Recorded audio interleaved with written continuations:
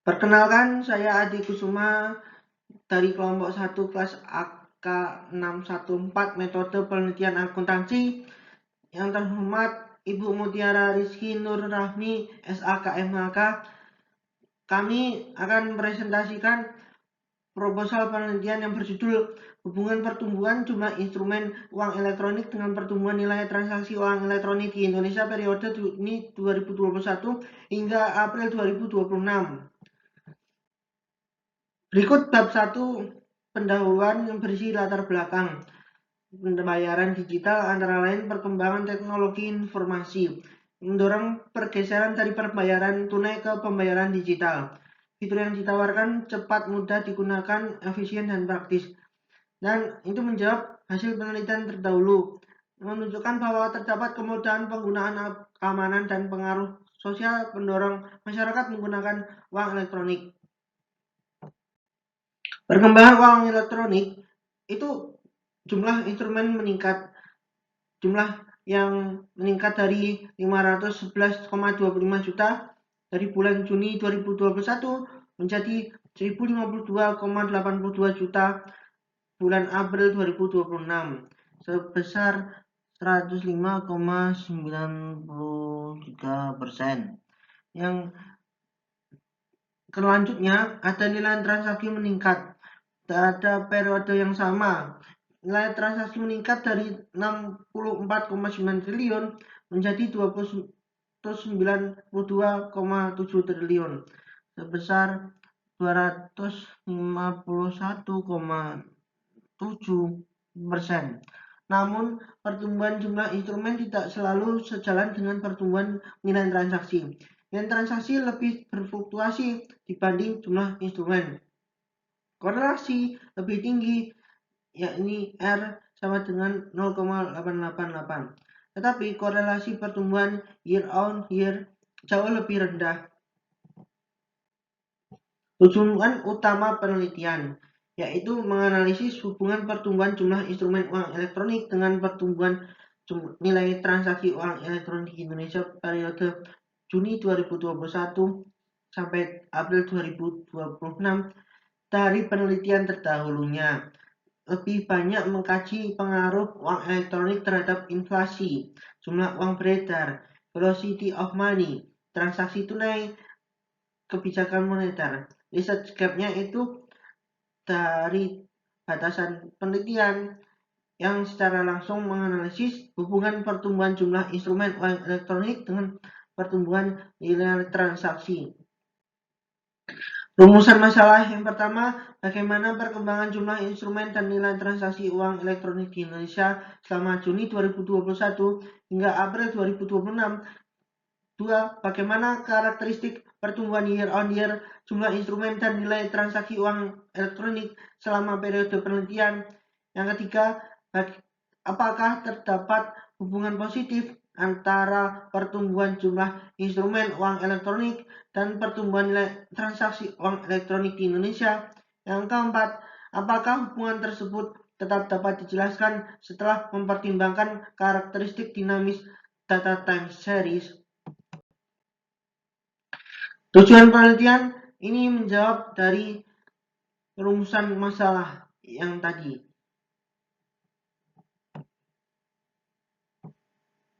Pakai berikut. Nah, untuk manfaat penelitian itu ada manfaat teoritis dan manfaat praktis. Yang teoritis itu menyampaikan tentang data empiris, hubungan pertumbuhan jumlah instrumen dengan pertumbuhan nilai transaksi uang elektronik. Ya, itu memperkaya kajian sistem pembayaran digital dan analisis data time series berbasis data resmi. Manfaat praktisnya untuk Bank Indonesia, penyelenggara uang elektronik, merchant atau pelaku usaha, dan mahasiswa dan peneliti sebagai berikut. Yang selanjutnya di bab 2 tinjauan pustaka itu membahas tentang konteks dan teori antara variabel X dan Y yang dioperasionalisasikan didukung dengan tahap difusi, inovasi, dan eksternalitas jaringan. Ya, ada gap dan hipotesis. Ini fokus pada relasi langsung agregat year on year berdasarkan gap literatur yang telah dirumuskan. Di sini transformasi sistem pembayaran dari fisik ke nilai elektronik. Nah, fokusnya definisinya instrumen non-pervasive chip atau server di mana nilai moneter disimpan secara elektronik untuk menyelesaikan transaksi. Nah, perannya itu sebagai fasilitator utama transformasi digital di sektor keuangan. Selanjutnya ada penggeraknya itu peralihan ke elektronik dan digital itu menawarkan efisiensi, keamanan, dan kecepatan yang mendistrupsi pembayaran tunai tradisional menurut Abidin et al. 2023. Ya, dan selanjutnya itu. Nah, ada ketersediaan jumlah instrumen dan penggunaan aktual dalam jumlah transaksi. Ini dibagi ya untuk yang pertama itu, nah itu uang elektronik itu tercatat dalam publikasi Bank Indonesia. Dan selanjutnya untuk jumlah transaksi itu nilai transaksi itu total nilai transaksinya itu secara rupiah diselesaikan menggunakan uang elektronik dalam 1 bulan. Karakteristiknya itu untuk jumlah instrumen, proksi dari luas penetrasi dan ketersediaan alat pembayaran.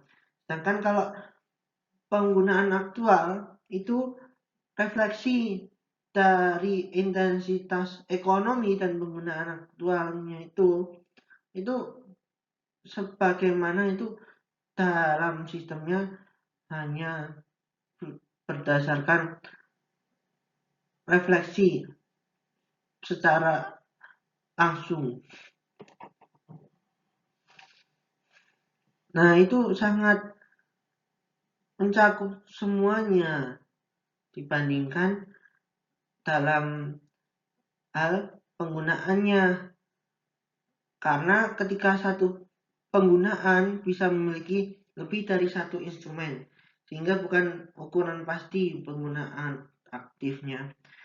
Nah, kalau misalkan untuk penggunaan aktual, jumlah transaksinya itu variabel ini itu sangat fluktuatif, dipengaruhi frekuensi, cakupan merchant, dan itu untuk kondisi ekonominya. Ini rumus dari pertumbuhan year on year. Ini tentang 1 bulan dengan bulan yang sama pada tahun sebelumnya.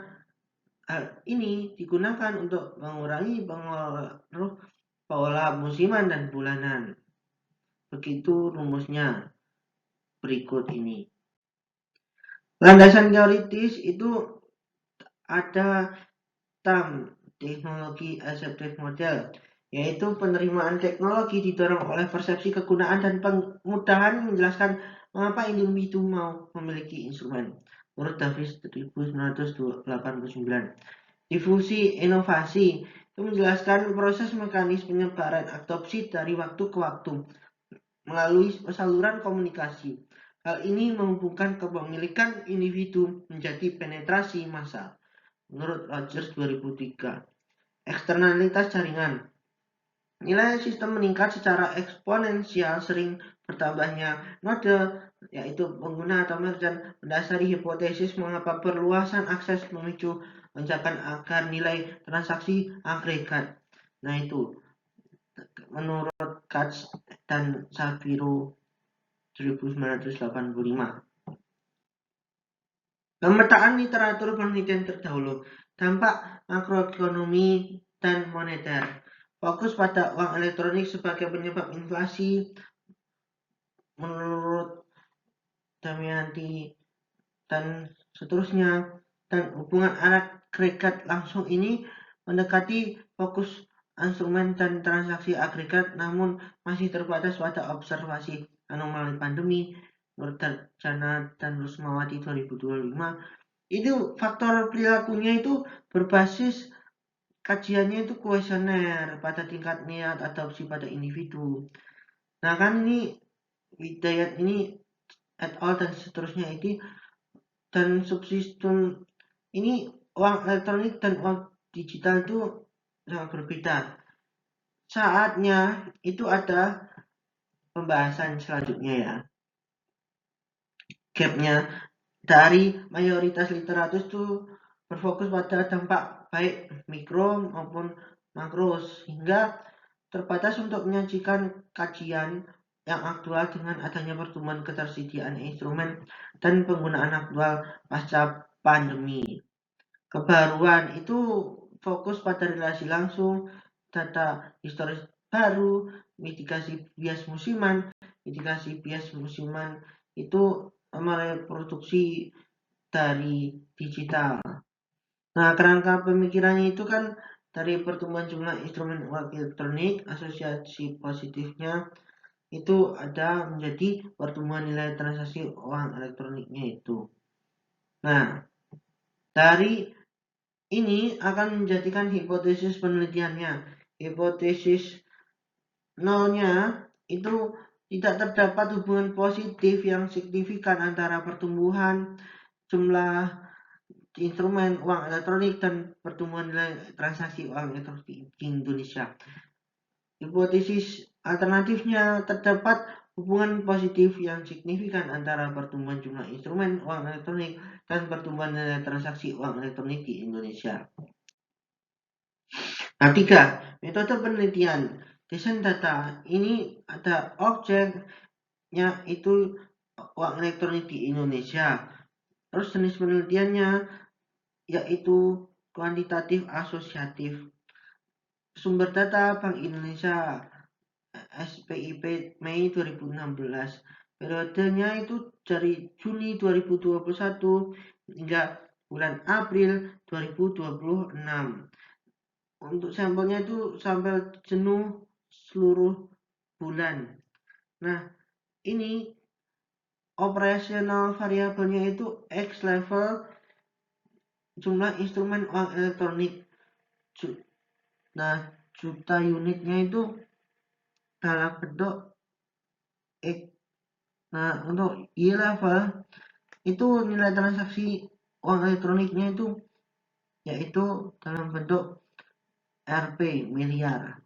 Nah, kalau misalkan X-nya ini year on year-nya ini dalam bentuk pertumbuhan tahunan jumlah instrumen. Yang Y on year pertumbuhan tahunan nilai transaksi. Begitu rumusnya ya. Nah, ini ada teknik analisis data. Ini model regresi utama dari Y underscore Y on year 1. Nah, ini T-nya ini tahun ya. Dalam tahun yang akan dihitung tuh alfa terus betanya ini akan dimasukkan ke dalam rumus ini karena ini menganalisis interpretasi hubungan atau sosialisasi untuk bukan klaim sebagai akibat mutlak.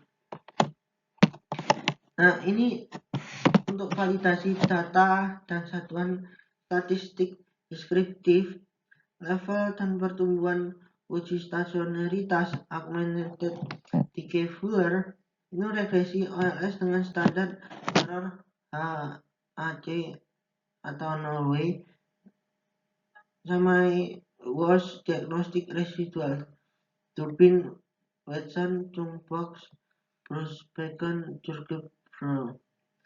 Nah, berikutnya ya. Nah, pertumbuhan year on year sebagai variabel utama. Di sini bisa kita saksikan untuk mendapatkan hasil yang maksimal itu cenderungan pertumbuhan year on year-nya itu. Nah, mereka itu sangat bergantung pada tahun sebelumnya. Kalau misalkan ya kakaknya apa untuk dapatin tahun-tahun yang dihasilkan itu variabel utama itu muncul nilai transaksi dan instrumennya itu gabungan. Nah, ini kalau dalam bentuk grafik. Kalau misalkan untuk scatter ini kalau misalkan dilihat bagaimana?